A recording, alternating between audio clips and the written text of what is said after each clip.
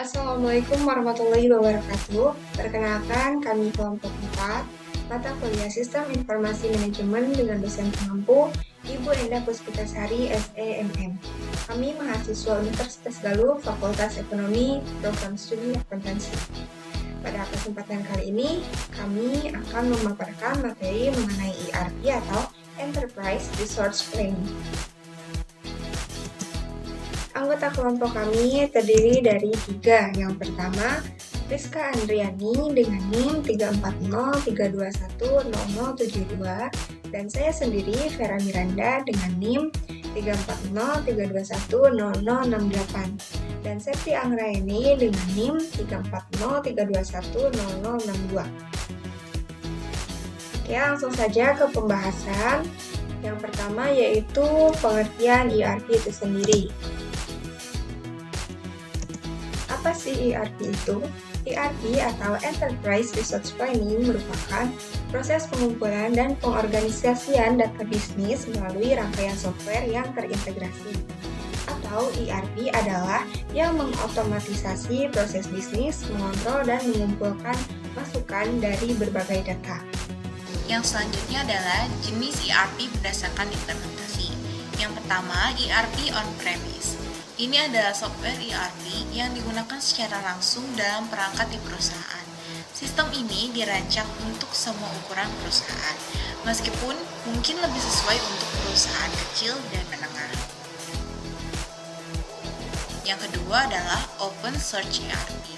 Seperti halnya software open source lainnya, jenis ERP ini memungkinkan perusahaan untuk memeriksa, memodifikasi, dan meningkatkan kode sumber ERP.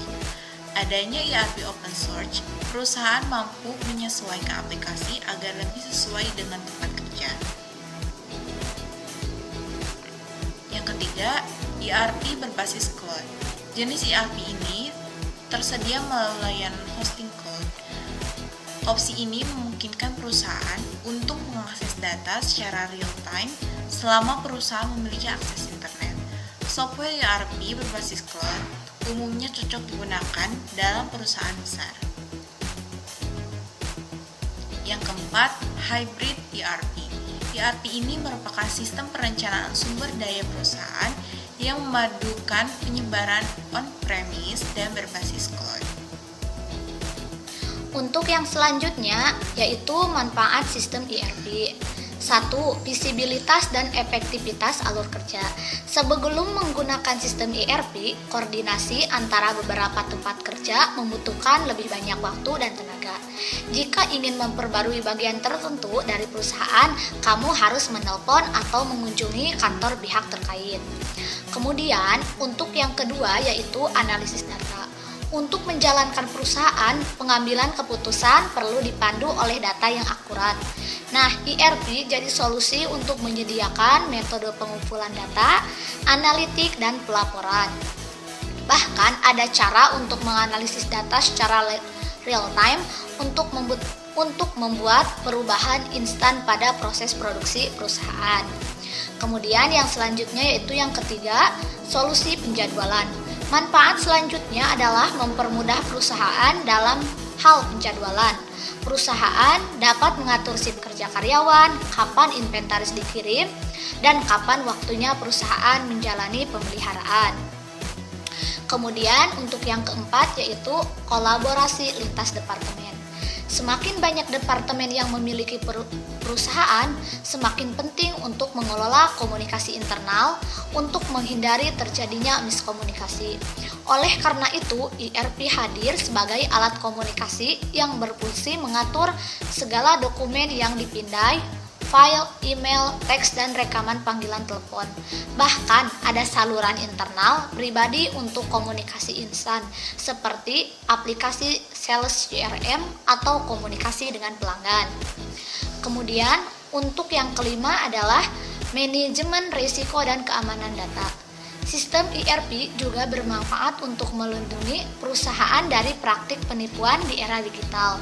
Jika bisnis suatu perusahaan beroperasi secara online, maka perusahaan dapat memberikan keamanan tambahan dengan melakukan audit otomatis dan pemantauan penipuan. Kemudian yang keenam atau yang terakhir adalah dapat disesuaikan dengan kebutuhan perusahaan, seperti perusahaan harus mempertimbangkan beberapa variabel unik dalam kegiatan bisnis mereka. Yang selanjutnya yaitu modul-modul penting dalam ERP. Yang pertama, Accounting Management. Setiap industri perusahaan sangat membutuhkan modul ERP Accounting Management atau manajemen keuangan. Sebab setiap perusahaan pasti akan mengelola arus kas, utang piutang, pembayaran, dan transaksi lainnya. Bahkan untuk perusahaan kecil pun pasti akan melakukan hal-hal seperti itu. Yang kedua, Inventory Management. Setiap perusahaan pasti akan memiliki stok barang, entah itu berupa barang dagangan atau aset. Nah, modul manajemen inventory sangat diperlukan untuk sistem ERP. Fungsinya yaitu untuk melakukan pelacakan barang, pengendalian stok barang di gudang, pesanan barang ke pemasok, dan sebagainya. Yang ketiga ada Manufacturing Management. Fungsi dari modul ini yaitu untuk menyederhanakan proses manufaktur yang sangat kompleks. Beberapa fitur yang terdapat di dalam modul ini yaitu bisa melakukan perencanaan produksi, pengaturan rute produksi, pemantauan jumlah stok bahan baku, dan bahan jadi, dan lain-lain. Yang selanjutnya yaitu yang keempat, Warehouse Management. Untuk industri manufaktur, modul manajemen gudang sangat diperlukan untuk mengelola stok gudang, memantau pekerjaan, dan sebagainya. Bahkan modul ini akan memberikan informasi secara akurat dan real-time mengenai inventaris. Yang kelima ada Supply Chain Management. Perusahaan manufaktur juga membutuhkan modul Supply Chain Management. Modul ini akan membuat perusahaan Anda terlihat ke seluruh rantai pasukan mulai dari awal hingga akhir. Yang keenam ada Purchasing Management. Modul Purchasing Management atau manajemen pembelian juga memiliki peranan yang sangat penting seperti halnya modul Inventory Management. Modul ini sangat penting terutama untuk perusahaan manufaktur, retail, dan grosir karena bisa mengelola pembelian barang. 7 ada Project Management. Manajemen proyek merupakan modul sistem ERP yang harus dimiliki oleh perusahaan konstruksi dan permesinan. Sebab modul ini akan membantu perusahaan dalam membuat rencana proyek, mengatur anggaran di setiap proyek, mencatat waktu kinerja karyawan, dan sebagainya. Yang kedelapan yaitu Customer Relationship Management. Sebenarnya modul ini hampir sama seperti modul SCM, tapi modul Customer Relationship Management lebih berfokus kepada manajemen pelanggan. Fungsi dari modul ini tidak akan lepas dari manajemen pelanggan, seperti contoh riwayat transaksi, laporan pola perilaku pembeli. Untuk yang selanjutnya, yang kesembilan ada Sales Management. Modul ini sangat efektif untuk mengelola prospek dan pelanggan, terutama untuk perusahaan yang menjual servis dan produk yang membutuhkan solusi terbaik. Modul ini bisa membuat penawaran dan faktur, pemantauan siklus penjualan, dan laporan penjualan dengan lebih terperinci. Yang ke-10 ada Human Resource Management. Modul ini sangat berguna untuk mengelola sumber daya manusia supaya lebih efektif lagi. Semua kegiatan yang berhubungan untuk pengelolaan karyawan bisa dipantau dengan modul ini. Misalnya, Anda bisa melacak jam kerja dan kehadiran karyawan. Dari materi yang telah kami sampaikan sebelumnya, dapat ditarik kesimpulan bahwa ERP memiliki beberapa manfaat yang efektif membantu perusahaan menjalankan bisnisnya.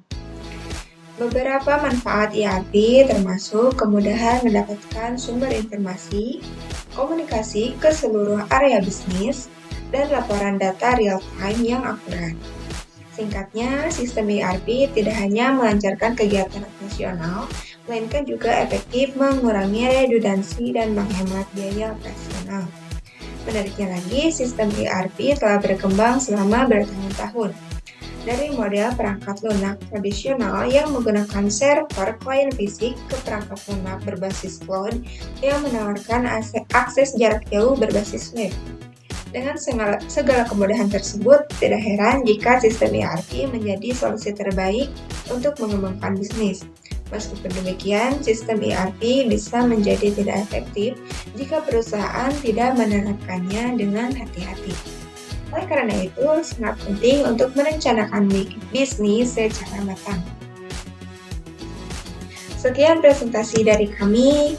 Mohon maaf bila ada kesalahan. Terima kasih. Assalamualaikum warahmatullahi wabarakatuh.